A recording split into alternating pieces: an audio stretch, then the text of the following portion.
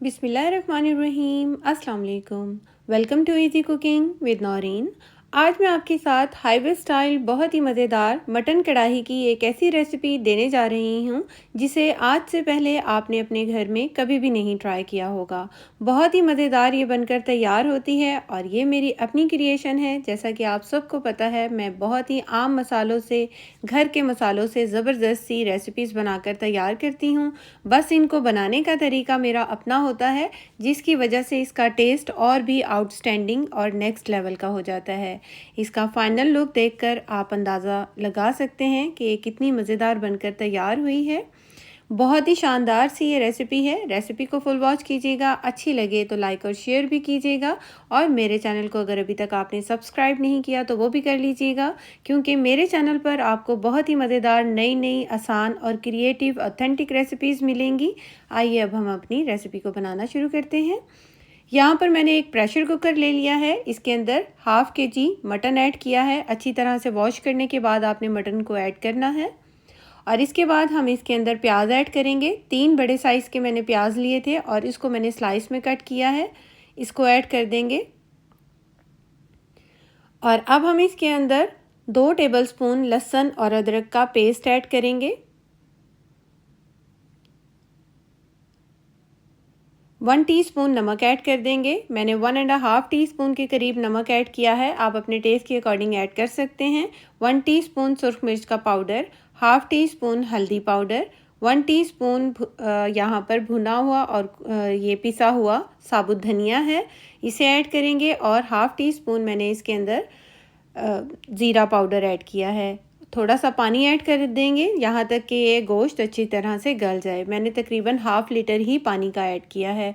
अब हम इसको प्रेशर लगा देंगे और 10 मिनट के लिए इसको हमने कुकर में पकाना है, यहाँ तक कि गोश्त अच्छी तरह से गल जाए। यहाँ पर हम इसको मिक्स कर देते हैं सब चीज़ों को अब, और इसके बाद हम गोश्त को भी चेक कर लेंगे। हमें यहाँ पर गोश्त को फुली डन करना है, फुली अच्छी तरीके से हमने इसको पका लेना है।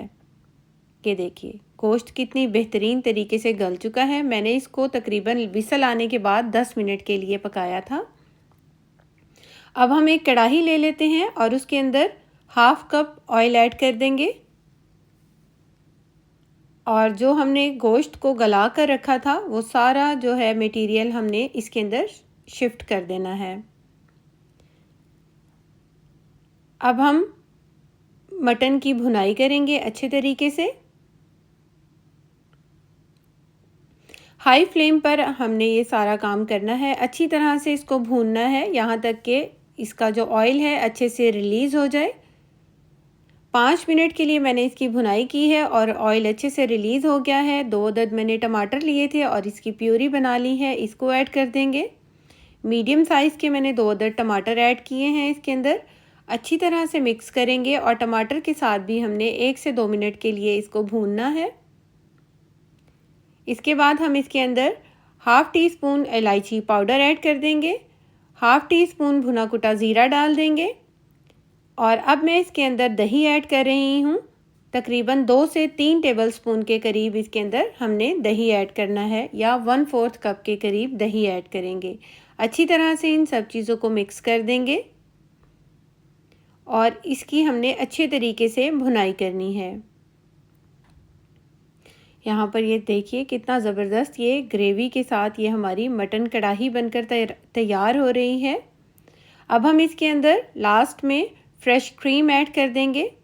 तकरीबन ये भी मैंने 4 से 5 बड़े चम्मच डाले हैं, यानी कि 1/4 कप के करीब मैंने ये क्रीम ऐड की है। अच्छी तरह से मिक्स कर देंगे और क्रीम डालने के बाद हमने 1 से 2 मिनट इसको हाई फ्लेम पर पकाना है और उसके बाद हम इसके ऊपर बारीक कटी हुई अदरक, हरी मिर्च और हरा धनिया डालेंगे। एक बार अच्छी तरह से इन सब चीज़ों को इसके अंदर मिक्स करेंगे और इसकी फ़ाइनल लुक चेक कीजिए कितनी ज़बरदस्त ये बनकर तैयार हुई है। बहुत ही कम मसालों से, बहुत ही आम मसालों से हमने इसको बनाकर तैयार किया है। ये चेक कीजिए कितनी बेहतरीन सी हमारी ये हाईवे स्टाइल मटन कढ़ाई ग्रेवी वाली बनकर तैयार हो गई है। अब हम इसको डिश आउट करते हैं। ये देखिए, होपफुली आपको मेरी ये रेसिपी ज़रूर पसंद आई होगी। रेसिपी अच्छी लगी हो तो इसे लाइक, शेयर और मेरे चैनल को सब्सक्राइब ज़रूर कीजिएगा।